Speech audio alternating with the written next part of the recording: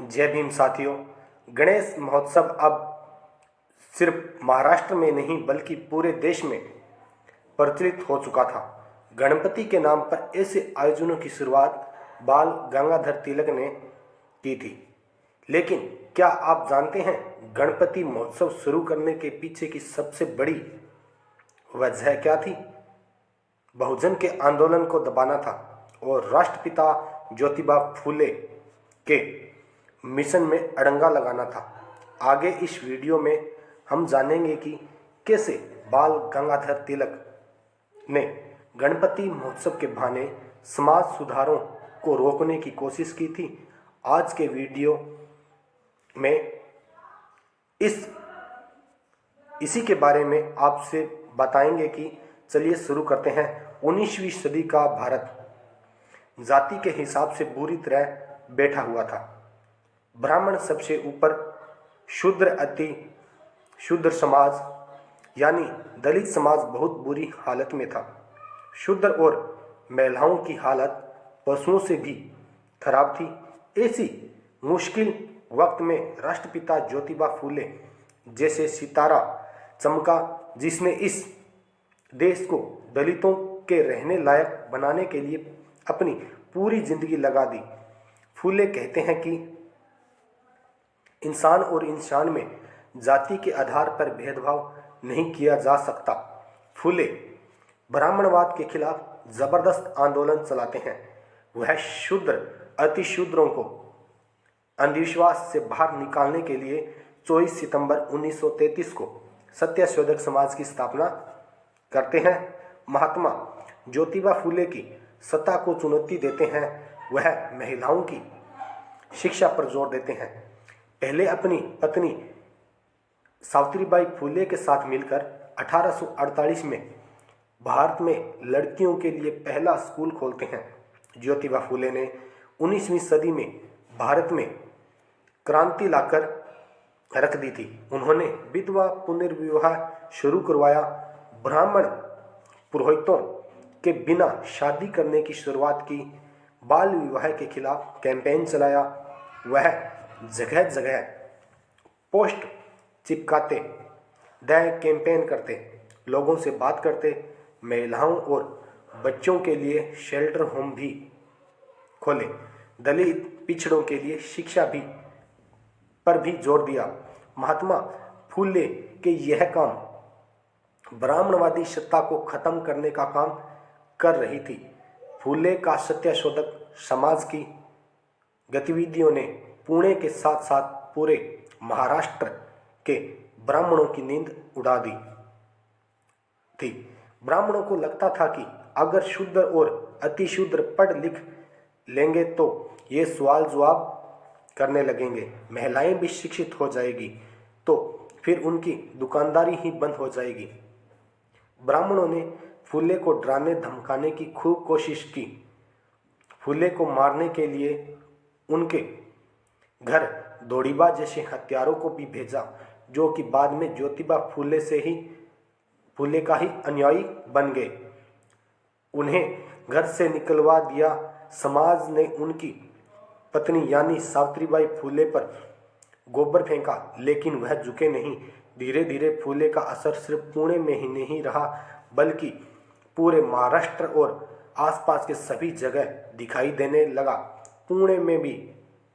पुणे के ही नारायणपेट में बाल गंगाधर तिलक के अखबार केसरी का हेड क्वार्टर था। तिलक एक कट्टर ब्राह्मणवादी व्यक्ति थे जो महात्मा फूले के सबसे बड़े आलोचक के रूप में जाने जाते थे। तिलक ने महात्मा फूले के आंदोलन को बदनाम करने, उन्हें अंग्रेजों के पिट्ठू साबित करने और हिंदू धर्म का दुश्मन दिखाने के लिए अपने अखबार केसरी और मराठा में लगातार लेख प्रकाशित किए के बारे में बहुत सारी बुरी बुरी बातें लिखी। लेकिन इन सब के बावजूद भी महात्मा फूले का असर कम नहीं हो रहा था। ऐसे में बाल गंगाधर तिलक ने धर्म और राष्ट्रवाद के नाम पर लोगों को जुटाने की चाल चली। आज भी आप देखते हैं कि लोग धर्म के नाम पर स्थानों पर खींचे चले आते हैं और 19वीं शताब्दी के आखिरी दशकों में भी कुछ ऐसा ही हुआ। तिलक ने गणेश महोत्सव मनाने की शुरुआत की। तिलक ने लोगों को हिंदू धर्म के नाम पर लाम बब्बत किया और गली मोहल्लों में धूमधाम से गणेश महोत्सव मनाने लगे। इस बारे में महान स्कॉलर गेल ओवेट ने अपनी किताब कल्चर रिवोल्ट इन ब्राह्मण मूवमेंट इन वेस्टर्न इंडिया के पेज नंबर 262 और 64 में लिखती है कि तिलक ने धार्मिक भीड़ को अपने राष्ट्रवादी एजेंडे से जोड़ने के लिए गणपति महोत्सव की शुरुआत की थी। इन मेलों में गीत गाने वाले लोग ना सिर्फ अंग्रेजों और मुसलमानों का माहौल बनाते थे बल्कि समाज सुधारकों के बारे में भी उठ टांग बोलते थे। तिलक महात्मा फुले को बिल्कुल पसंद नहीं करते थे और अक्सर अपनी अखबार केसरी और मराठा में उनके खिलाफ और उनके संगठन समाज के बारे में बहुत बुरी बातें लिखते थे। तिलक गणेश महोत्सव के नाम पर जुड़ने वाली भीड़ को महात्मा फुले और उनके संगठन के खिलाफ भड़काने के लिए खूब भाषण देते थे। पता नहीं क्या क्या बातें बोलते रहते थे, बहुत बुरी बातें बोलते थे। इस तरह के उन्होंने धार्मिक जुलूस का इस्तेमाल अपनी ब्राह्मणवादी विचारधारा को आगे बढ़ाने के लिए किया। अब मैं आपको राष्ट्रपिता ज्योतिबा फुले और बाल गंगाधर तिलक के बीच चलने वाले मतभेदों के बारे में बता देता हूँ कि ऐसे कौन से मसले थे, किन किन मुद्दों पर उन दोनों के बीच में मतभेद था और तिलक जो वह महात्मा फुले को अपना दुश्मन मानते थे। राष्ट्रपिता ज्योतिबा फुले कहते थे कि 4 वर्णों पर आधारित जाति व्यवस्था बहुत खराब चीज़ है और इंसानों के बीच में जाति भेद नहीं होना चाहिए। लेकिन तिलक चतुर्वर्ण जातिवाद के कट्टर समर्थक थे। तिलक का मानना था कि जाति पर आधारित समाज की बुनियाद टिकी है। जाति की समाप्ति का अर्थ है भारतीय समाज की बुनियादी को तोड़ देना, साथ ही राष्ट्र और राष्ट्रीयता को भी तोड़ देना। तिलक ऐसा मानते थे। इनका मुकाबला अगर आप देखेंगे तो जो राष्ट्रपिता फूले हैं वो कहते हैं कि जाति जो है वह बहुत खराब चीज़ है। फूले जाति को असमानता की बुनियाद मानते थे और इसे समाप्त करने का संघर्ष कर रहे थे। आंदोलन चला रहे थे कि जाति व्यवस्था को खत्म किया जाए, जबकि तिलक ने फूले को राष्ट्रद्रोही कहा क्योंकि वह राष्ट्र की बुनियाद जाति व्यवस्था को तोड़ना चाहते थे। महात्मा फूले कहते थे कि ब्राह्मणों ने अपने फायदे के लिए समाज को ब्राह्मण, क्षत्रिय, वैश्य और शूद्र जैसे वर्णों में बांट दिया है। वह कहते थे कि जिस तरह से बाल काटना नाई का धर्म नहीं बल्कि धंधा है, ठीक उसी प्रकार कपड़े धोना धोबी का धर्म नहीं बल्कि धंधा है। उसी तरह से पूजा पाठ करना ब्राह्मण का धर्म नहीं बल्कि एक धंधा है। महात्मा फूले ब्राह्मणवादी जाति व्यवस्था के दुश्मन थे, जबकि तिलक को जाति व्यवस्था बहुत प्यारी लगती थी।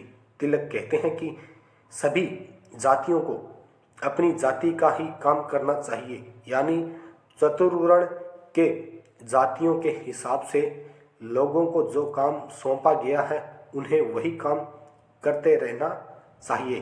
तिलक ने महान और मातंग जैसे अछूत जातियों में के स्कूलों में प्रवेश का पूर्णतः विरोध किया और कहा कि केवल उन जातियों को स्कूलों में प्रवेश होना चाहिए जिन्हें प्रकृति ने शिक्षा के लायक बनाया है, यानी कि उच्च जातियों को, यानी तिलक दलित ओबीसी को इस लायक ही नहीं मानते थे कि उन्हें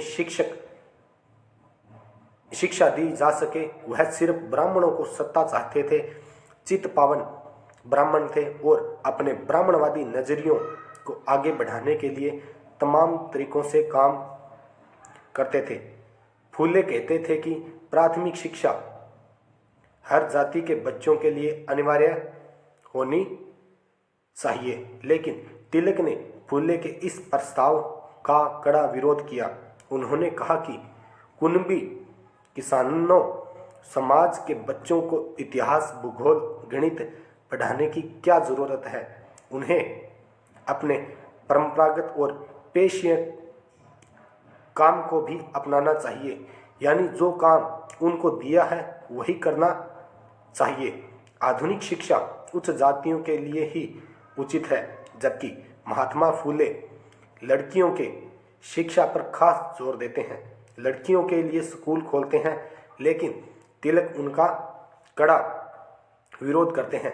तिलक ने लड़कियों को शिक्षित करने का तीखा प्रतिरोध किया और इसके खिलाफ कैंपेन किया और लड़कियों के लिए स्कूल की स्थापना के विरोध में उन्होंने बाकायदा आंदोलन भी चलाया। द प्रिंट पर प्रकाशित अपने लेख में डॉक्टर मुख्तार सिंह लिखते हैं कि तिलक ने महिला शिक्षा का पूरी क्षमता के साथ किया। परिमल एवं राव ने अपने शोध पत्र के में मुख्य रूप से तिलक के अखबार मराठा के हवाले से बताया है कि विष्णु शास्त्री, चिपलूणकर और तिलक के नेतृत्व में कांग्रेस के कट्टरवादी धड़े 1810 के बीच किस तरह बालिका विद्यालयों की स्थापना और हर समुदाय के लिए शिक्षा देने के प्रयासों का विरोध किया। इस धड़े के विरोध के कारण महाराष्ट्र में 11 में से 9 नगर पालिकाओं में हर किसी के लिए शिक्षा देने का प्रस्ताव किया, लेकिन हार का सामना करना पड़ा। इस राष्ट्रवादी शिक्षा की वकालत की, जिसमें धर्मशास्त्रों का अध्ययन और हुनर सीखने पर जोर दिया था। तिलक की लीडरशिप में कट्टरवादी धड़े का तर्क था कि पेशवा के शासन के दौरान महिलाओं की स्थिति बहुत अच्छी थी। तिलक के यह विचार उनके अखबार मराठा के लिए 15 मार्च 1885 के अंक में छपे हैं। महिला शिक्षा के विरोध में तिलक का तर्क था कि महिलाएं कमज़ोर होती है और उनका काम सिर्फ संतान को आगे बढ़ाना है, इसलिए उनको शिक्षित करने से उनको पीड़ा होगी, क्योंकि आधुनिक शिक्षा को समझना उनके शक्ति से बाहर है। उनकी यह बात मराठा जो अखबार के 31 अगस्त और अंक में छपी है, उनका रेफरेंस आप देख सकते हैं। यानी उसे समय महात्मा फूले और तिलक के बीच लगातार द्वंद्व चलता रहा। ऐसे ही द्वंद्व आप बाबा साहब डॉक्टर भीमराव अंबेडकर और गांधी के बीच में भी देख सकते हैं। बाबा साहब डॉक्टर भीमराव अंबेडकर ने अपनी किताब कांग्रेस ने अछूतों के लिए क्या किया और गांधी रानाड़े और जिन्ना में तिलक के इन समाज सुधारों में अड़ंगा लगाने के बारे में विस्तार से लिखा है। वह उनको नायक नहीं मानते, उनको महान नहीं मानते, और जो बाबा साहब डॉक्टर अंबेडकर हैं वह बार बार यह बात कहते हैं कि इस देश में महात्मा आए गए, धूल उड़ाकर चले गए, लेकिन अगर असल मायने में महात्मा है तो वह राष्ट्रपिता ज्योतिबा फूले हैं। बाबा साहेब ने जब 1920 में मूक नायक की शुरुआत की थी तो वह अपने 15 दिनों में छपने वाला पाक्षिक अखबार निकाला था। तब उन्होंने पैसे देकर तिलक के अखबार केसरी में विज्ञापन भेजा था कि आप हमारे अखबार का विज्ञापन छाप दीजिए कि हमारा यह अखबार शुरू हो रहा है। लेकिन तिलक ने उनका यह विज्ञापन नहीं छापा, जबकि बाबा साहब डॉक्टर अंबेडकर पैसे भी चुका रहे थे।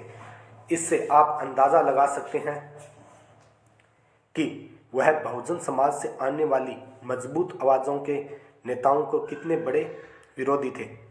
तिलक जो हैं सीधे सीधे राष्ट्रपिता ज्योतिबा फूले, छत्रपति शाहू जी महाराज और बाबा साहेब डॉक्टर अंबेडकर के खिलाफ कैंपेन करते हैं, बुरा भला बोलते हैं और राष्ट्रवादी विचारधारा को आगे बढ़ाने के लिए राष्ट्रवाद का सहारा लेते हैं। तिलक ने आजीवन ऐसे काम किए जिससे बहुजन समाज का नुकसान हो और समाज में जरूरी सुधार न हो सके, लेकिन भारत में सवर्ण इतिहासकारों ने उन्हें महान राष्ट्रवादी नेता घोषित कर दिया। उम्मीद है इस वीडियो में आपको समझ आया होगा कि कैसे बाल गंगाधर तिलक जैसे कट्टरवादी ब्राह्मण ने बहुजन के मुक्तिदाता महात्मा ज्योतिबा फुले का रास्ता रोकने के लिए धर्म का सहारा लेते हुए गणेश महोत्सव की शुरुआत की थी। असल में तो यह उत्सव बहुजन की हकमा करने का एक जरिया था, उसको रोकने के लिए उत्सव शुरू हुआ था, लेकिन अब बहुजन इसे ही जोर शोर से मना रहे हैं।